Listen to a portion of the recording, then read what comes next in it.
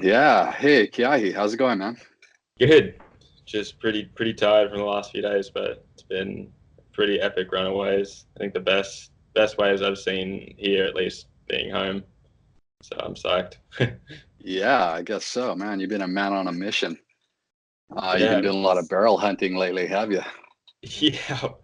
No, it was a pretty insane swell. I actually wanted to go to Cape Verde for the contest, but didn't really have enough time to pull it off before Marshall Islands, and saw this swell coming, and it was a perfect excuse to come home. It ended up actually being quite a bit smaller than it was supposed to be originally, but that was kind of a good thing because it was going to be out of control. And in the end, it was perfect. I had probably 3 days of really fun surfing, a lot of barrels, and then had that one spot to kite on my radar for a while, and conditions all worked out. The sand was really good, and it ended up being really solid and perfect win. So yeah, I'm stoked. I ended up getting some of the best kiting barrels I've ever had, and can definitely Was this a misto spot that just lit up with this swell, or is it someplace that you've kind of had on your radar for a little bit?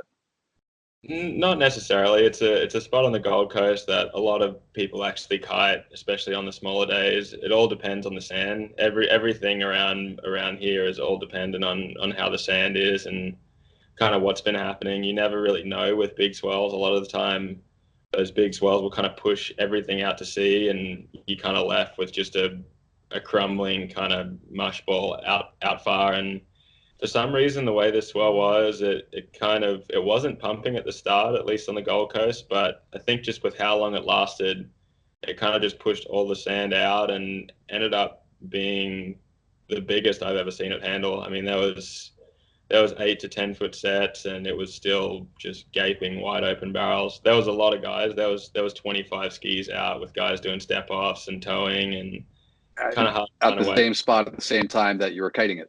Exactly. Yeah. So That's it was insane. pretty chaotic, but yeah, I ended up So getting the a wind couple. didn't mess it up that bad, even for surfing. Yeah, it's one of those ways. There is a little bit of a rock formation just upwind, so it kind of keeps it smooth. In saying that, it was 25, 30 knots, so I was on an eight, kind of overpowered at times. Obviously, the wind's a little bit gusty, but yeah, I mean, it was still perfect side shore, and I mean, I was probably getting that one. I think it was probably like a 5 or 6 second barrel, and there was potential to get the guys surfing to get 10, 15 second barrels that were insane. But yeah, I'm stoked to get a couple. That one was pretty long and deep and kind of tripping. I came out actually. Yeah, yeah. Well, like what made that one so special? I mean, it looked like right after you pulled in, it just started draining, and Yeah, then so it's like it spit pretty hard. I've got some of the clips here, so I'll pull them up so you can check them out. But this one, so this is actually two waves. The first one is kind of a little bit shorter, but it gives you an idea of kind of what the wave looks like. This one was maybe a little bit bigger and kind of thick, but yeah, you can see perfect side shore. Not a super long one, but you'll actually see like the wave. It's a point break, so it continues to go, and some sections would get real heavy like this one, but the wind angle does get a little weird, so you kind of had to jump. Luckily, with the kite, most of the time you can just pin drop and go through the back. And then this was the good one. Nice little exit on that one. Yeah, so this one was perfection. I mean, really long. I was actually pumping through the barrel, and eventually my line started to drag. Unfortunately, the wave was kind of over. I had to jump through the back, but yeah, I mean that one was probably by far the best barrel I've ever had kiting. I mean, it felt like I was surfing. The wind angle was really good, so my kite was kind of just drifting. And I actually have the GoPro clip right here, which I'll show you, which kind of shows you a pretty good. It gives you an idea of how well the kite's You gonna drifting. be You able to can play this one in slow mo? this one is a bit slower, so you'll Yeah. see. So why don't you walk us through like how you're setting this one up?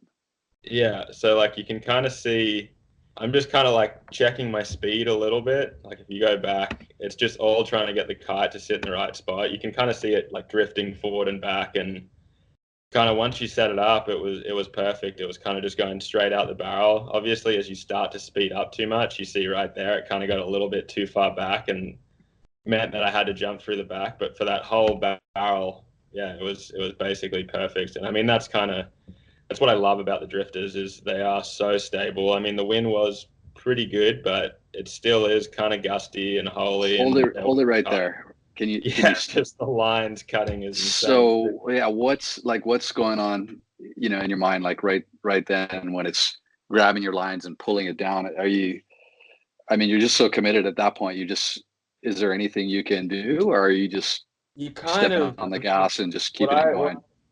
what I like to do is I like to see how slack it goes. If it starts to go really slack, that's kind of when I'll abort and jump off. But as long as there's a little bit of tension and you can kind of feel it, you can kind of just surf it. And as long as your lines aren't starting to go real slack and go underneath your board, then you kind of have the ability to ride. And if things start to go wrong, I'll just jump off. And for the most part, the good thing about kiting is in a way it's safer if you know what you're doing. You can, as long as you keep the kite in the air, you're actually going to get pulled through the back. So like on a lot of those waves, you'll see.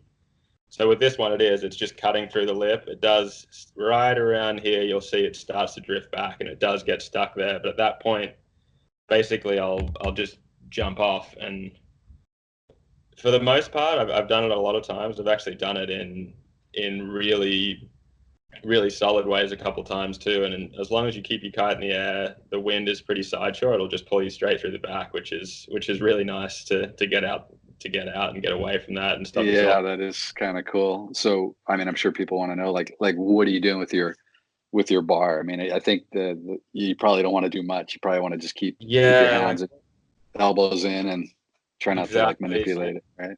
you kind of want to stay.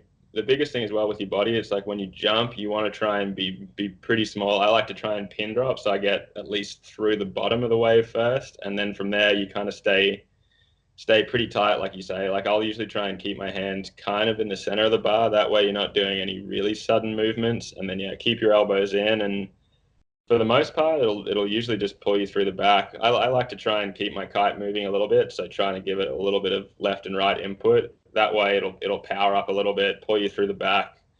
Sometimes if the wind is really light, I'll actually try and loop it just to really kind of pull myself through the back. But there's always the risk of dropping it, and that's kind of the one thing you really want to avoid. If you drop it, the next wave hits it. That's when things get a little bit more sketchy. But it's kind of one of those things that just takes a bit of practice, and if you know what you're doing, in a way, I think it's actually safer in some of those heavier slabs. So it keeps me busy, and yeah, I was actually trying to get my hands on a jet ski to go out and step off with some guys myself, but couldn't find anyone, so figured it was a perfect It's opportunity the to next best thing, right? You're the driver, you're the surfer. four man's jet ski. I But guess it's a yeah, pretty good distraction considering there was a kite comp happening on the other side of the world, right? yeah, exactly. I was You a don't little feel like you're missing it too bad. that I missed it because I think they got really good waves from what I saw, and Muna actually went over Yeah, it and looked she did insane. single. So no, that worked out. Yeah, This was a that's pretty good awesome. consolation prize for me too. So we both did pretty well, I think. Yeah, way cool. So what next? What's happening next?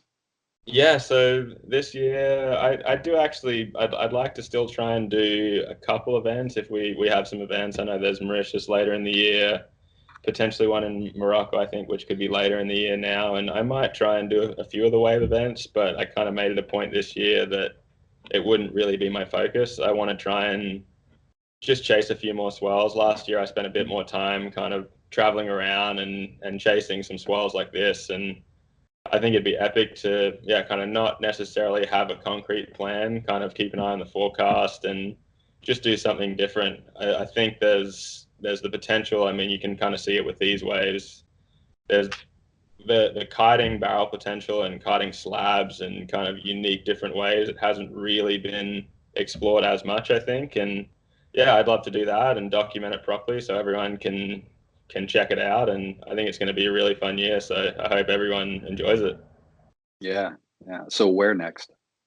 Where next? Okay, so yeah, I'm actually flying back to Hawaii for a day tonight, and then go to Marshall Islands for 2 more weeks for another one of the Marshall Island Adventure Weeks. I mean, you've been there. We did the trip back in 2011, which was insane, and then I just did another trip with Rio in January. We ended up spending 5 weeks there, and It's unbelievable. I mean, it's one of the best Yeah. kiting surf locations I've been to. I'm sure you can confirm that, and hopefully we'll Yeah, see. I don't want to over anything, over hype it, over exaggerate it, but yeah, it's good. I Yeah, mean, so you hopefully, have the possibility of getting a barrel like that, perhaps, you know, I exactly. mean, Yeah. man, sounds like you were getting some good barrels on the earlier trip.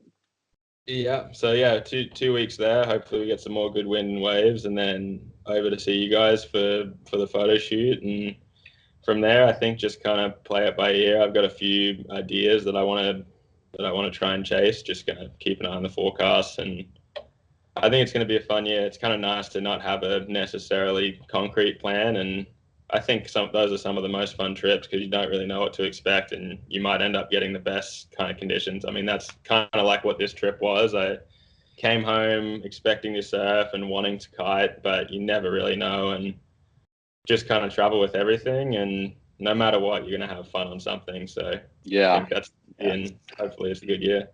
Well, you scored gold. You locked in one of the best barrels of all time. Yeah, And that yeah, was looking forward to see what's next. Well, cool, man. cool. Thanks for Thank you. that, man. We'll see you in a couple of weeks. All right, sounds good. All Cheers. right, buddy. All All right. right, Enjoy. Be safe. thanks.